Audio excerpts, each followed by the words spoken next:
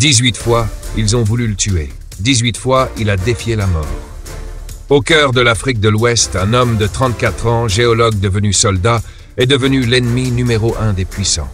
Son crime? Rêver d'un Burkina Faso libre. D'une Afrique maîtresse de son destin. Bombes, mercenaires, trahison dans son propre entourage, tout a été tenté pour faire taire Ibrahim Traoré. Et pourtant, il est toujours là, debout, inébranlable. Ses ennemis s'arrachent les cheveux. Pourquoi cet homme refuse-t-il de tomber? Bienvenue dans une histoire qui secoue l'Afrique. Une saga de courage, de survie et de résistance. Pas juste celle d'un homme, mais d'un peuple en quête de dignité. Un pays en feu, un leader en sursis, Burkina Faso, 21 millions d'âmes, prises en étau entre le terrorisme, les séquelles du colonialisme et une pauvreté accablante. Un pays pourtant riche, or, coton, manganèse, zinc, lithium, mais ses ressources sont pillées depuis des décennies. Dans ce décor brûlant, un homme surgit comme une étincelle, Ibrahim Traoré. On le compare à Thomas Sankara, héros des années 80, assassiné pour avoir défié l'ordre colonial. Mais Traoré n'est pas un simple nostalgique. Il veut rendre aux Burkinabés ce qui leur appartient. Pas de palais doré, pas de limousine. Ce fils de Bondokoui a grandi loin des privilèges. Il étudie la géologie, puis rejoint l'armée. Mission au Mali, médaille pour bravoure, combat contre les djihadistes, il gravit les échelons. Mais en 2022, le pays s'effondre. Les terroristes contrôlent plus de 50% du territoire. Le président Paul-Henri Damiba promet la paix, mais échoue. Alors, le 30 septembre 2022, Traoré renverse Damiba. À 34 ans, il devient le plus jeune chef d'État du monde. Mais ne vous y trompez pas, Traoré n'est pas un militaire avide de pouvoir. Quand on lui propose un salaire de président, il refuse. « Mon salaire de commandant me suffit. » En 6 mois, il relance 18 usines, impose les vêtements locaux pour les fonctionnaires, gèle les avoirs des corrompus et surtout, il chasse les troupes françaises. Il annule des contrats miniers jugés abusifs. Il tend la main à la Russie pour une coopération sécuritaire. Mais rêver d'une Afrique souveraine a un prix. 18 tentatives pour l'abattre, janvier 2023. Une bombe devait pulvériser sa résidence pendant un match de la CAN, quand tout le monde regardait le foot.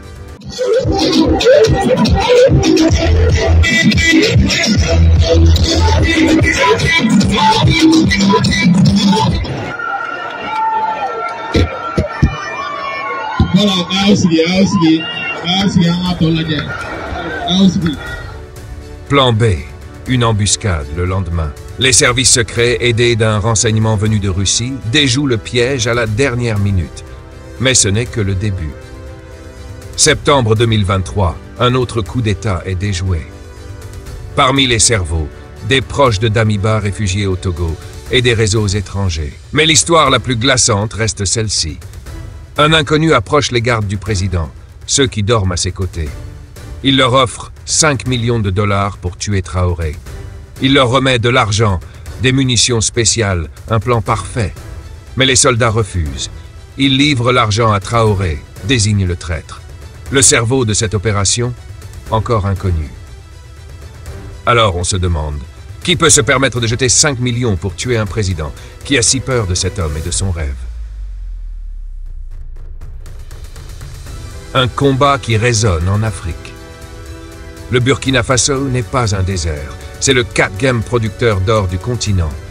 Son coton fait saliver les multinationales, ses ressources attisent les convoitises.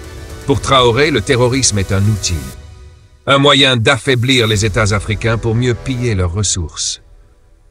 Quand il expulse les forces françaises et annule leurs contrats, les attaques djihadistes se multiplient.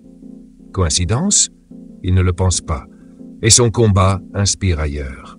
En RDC, où le Rwanda et le M23 saignent le pays pour le coltan, la voix de Traoré fait écho. Mais les puissances ne lâchent rien. La CEDEAO, sous influence française, impose des sanctions, menace d'AJ, intervention armée. Pendant ce temps, la Russie offre du soutien, sans discours moralisateur. Les médias occidentaux crient au scandale. Mais pour beaucoup d'Africains, c'est une question de respect. Malgré 18 tentatives d'assassinat, Ibrahim Traoré ne flanche pas. Il relance l'agriculture, mobilise les civils pour défendre le territoire, ouvre des écoles, restaure des marchés. Plus de 400 écoles ont rouvert. Des villages entiers, autrefois sous la coupe des terroristes, retrouvent la vie. À Ouagadougou, les jeunes l'adorent. Il est plus qu'un président, c'est un symbole.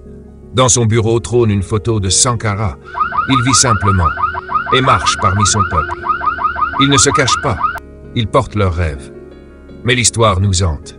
Sankara, Lumumba, Gaddafi, tous ont été fauchés pour avoir défié l'ordre mondial. Traoré survivra-t-il?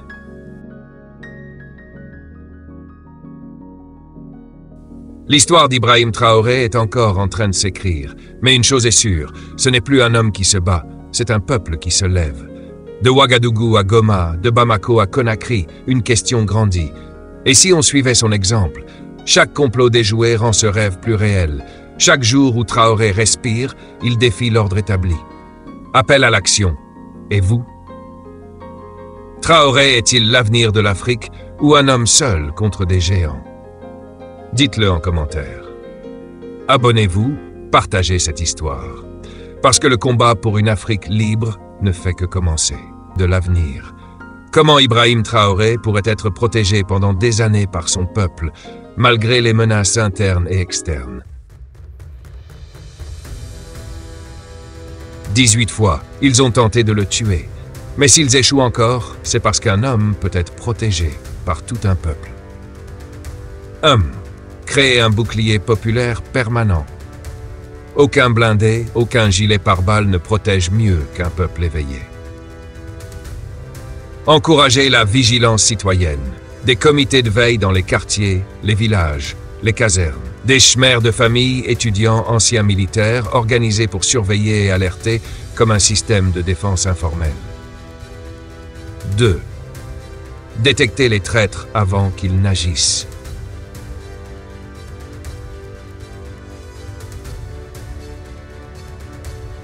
Les ennemis n'arrivent pas toujours de l'extérieur. Ils sont parfois autour de la table.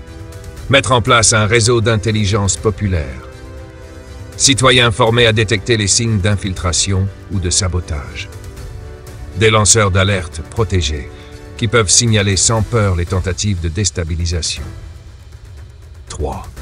Former une nouvelle élite loyale au peuple.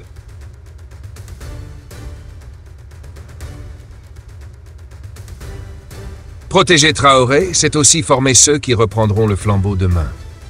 Écoles militaires et civiques pour former une nouvelle génération de soldats patriotes, incorruptibles, imprégnés des valeurs sankaristes.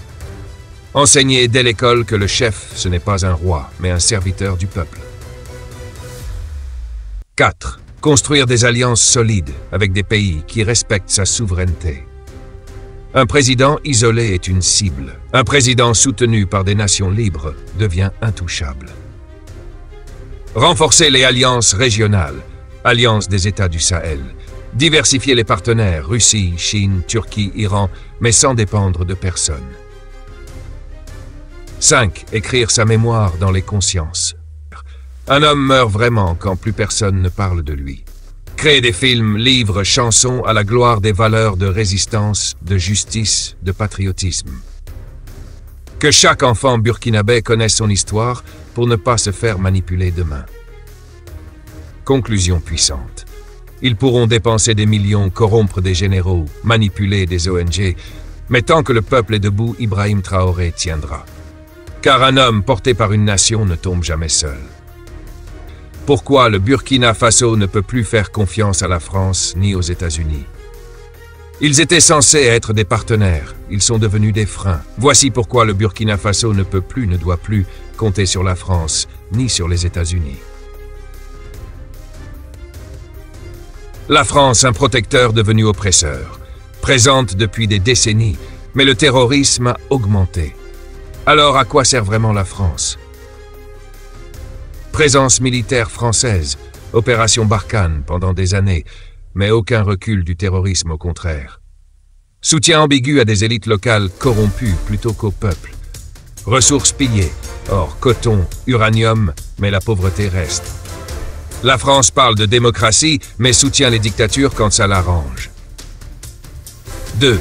Les États-Unis, maîtres du double discours.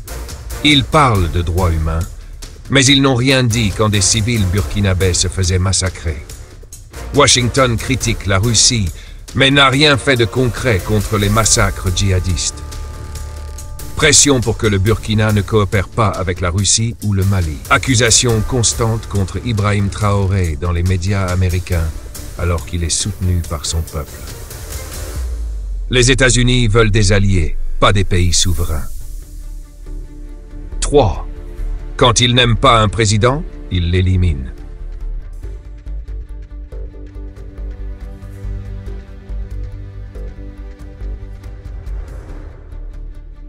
Et si le vrai problème, c'était que Traoré ne leur obéit pas?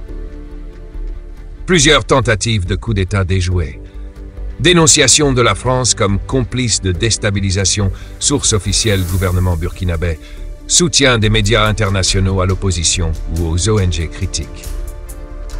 Quand un pays d'Afrique décide de penser par lui-même, on le traite de rebelle.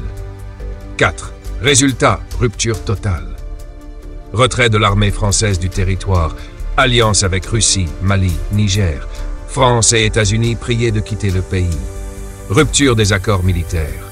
Nouvelle politique étrangère. Afrique des peuples, souveraineté d'abord.